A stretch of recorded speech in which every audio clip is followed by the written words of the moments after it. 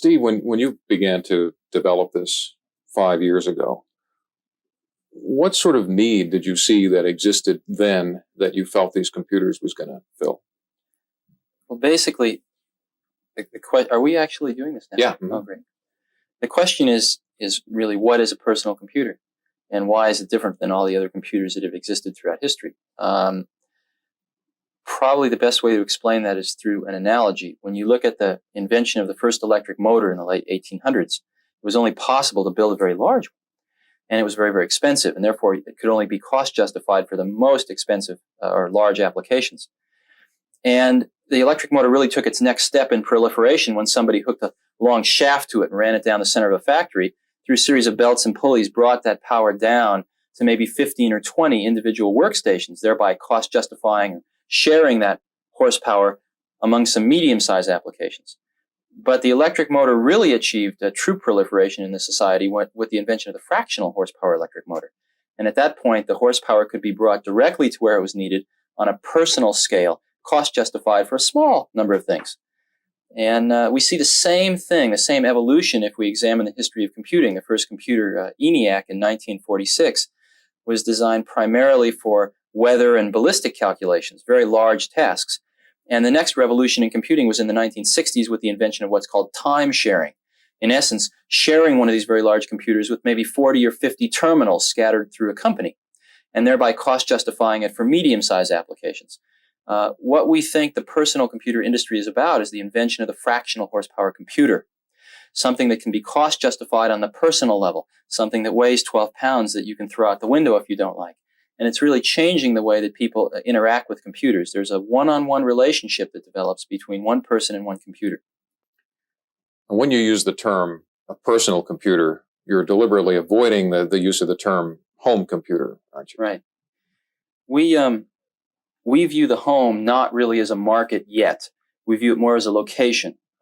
We sell a lot of personal computers that are used for financial analysis, for education in schools, for running laboratory experiments in universities and in scientific applications. And a lot of these personal computers are used in the home as a location some of the time. But there's not enough specific applications to cost justify spending $1,000 to $3,000 for a personal computer to be used in the home yet. So we don't think the home is quite yet ready either culturally or economically. What type of person would need a personal computer today of the type you offer? Well, it gets back to the question of what is a personal computer again. Again, another analogy. There was an article in Scientific American in the early 70s which compared the efficiency of locomotion for various species of things on the planet. In other words, they measured how much energy it took for a bird to get from point A to point B compared with the energy it took a fish to get the same distance, and a goat and a person and all sorts of other things. And they ranked them. And it turns out the condor won. Condor was the most efficient, and man came in with a rather unimpressive showing about a third of the way down the list. Somewhat disappointing. But someone there had the insight to test the efficiency of man riding a bicycle. And man riding a bicycle was twice as good as the condor, all the way off the end of the list. And what it really illustrated was man's ability as a tool maker to fashion a tool that can amplify an inherent ability that he has. And that's exactly what we think we're doing. We think we're basically fashioning a 21st century bicycle here, which can amplify an inherent intellectual ability that man has and really take care of a lot of drudgery to free people to do much more creative work. Does this mean, do you think that personal computers in the 21st century will be as much a part of a home as, say, a refrigerator, we can look at what's happening right now. As an example, in the state of Minnesota, which is probably the leading state in the country, over 97% of the kids that graduate from high school have hands-on experience with an Apple before they graduate. And these kids are growing up learning how to use this new tool in many, many phases of their life. They're hitting college, the same thing's happening. And so very rapidly, the process of the integration of personal computers into the society will be accomplished. Let me illustrate two other processes which have happened in our lifetime very similar to this. You probably haven't used a piece of carbon paper or seen a mimeograph machine in a while.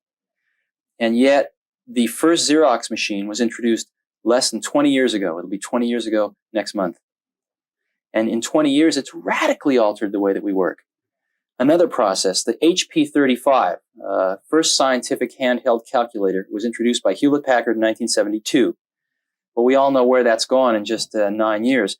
But another interesting sidelight is in 1978, the largest manufacturer of slide rules in the world stopped making them entirely because the market had gone away. 6 years. So we see that it is possible in our lifetimes for a process like this to radically influence the way that we work and even start to look at life. When you say start to look at life,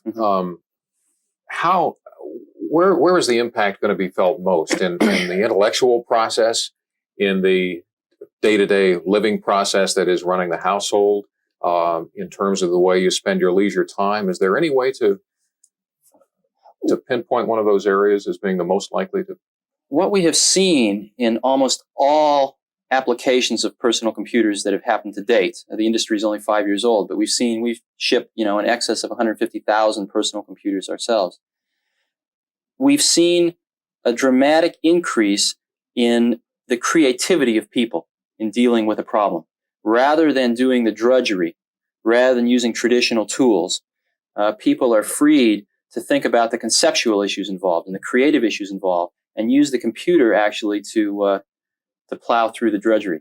This is in education, where students can actually learn at their own pace, where they can interact with a computer rather than just having a one-way communication through the medium of television or books. They can actually interact with the medium. We're seeing this in the professional sphere, where we no longer have, as an example at Apple, we no longer have secretaries at Apple. We have what we call area administrators. They're using the computers for all their word processing. They do all departmental budgeting on it. We do our entire forecasting using our own tools. And we're actually changing job descriptions based on allowing people to do more creative work rather than more work. You mentioned that the calculators eliminated in at least one case the need for slide rules, that your secretarial job descriptions are changing. Yes. Are there any other major areas that personal computers are going to change in that direction that most people would be familiar with or make obsolete? Well, I don't think personal computers are making anything obsolete in the sense of what people do. I think they're enriching what people do. Again, there is a common conception that people have of computers, which is more along the lines of 1984. Very large, very centralized computers. And I know the privacy issue is very, very hot in the media these days. But what we're finding is that when people actually see what a personal computer is, they see something that looks, approximately, they can hold it in their hands, it weighs 12 pounds. Again, they can throw it out the window if they don't like it. And it is very decentralized. It's very democratic.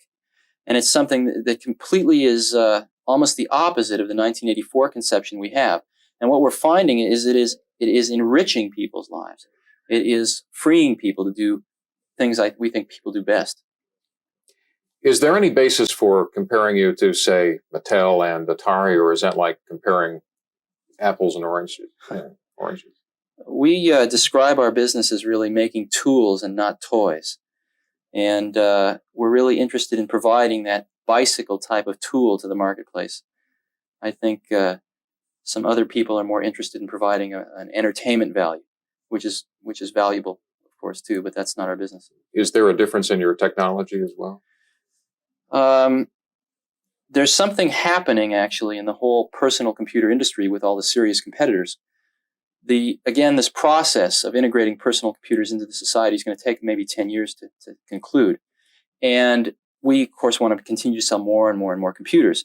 The key to that will be to make the computers easier and easier and easier to use. And the way that that's going to happen is we're going to be spending more and more of the computer power in the box to adapt the computer more to the way people are familiar with doing things, so that people have to adapt less to the way computers do things.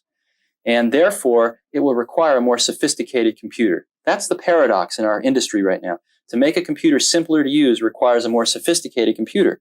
That's part of the reason the home market doesn't exist yet, because if you think about it, the home user needs the easiest to use computer, therefore the most sophisticated, therefore one of the most expensive. So we expect prices not to come tumbling down in the next few years, but actually to you'll get more computer power for the same dollar. You might even see prices increase a little, but the computers are going to get dramatically easier to use. So, you and your partner grew up in this valley, Silicon Yes. Valley.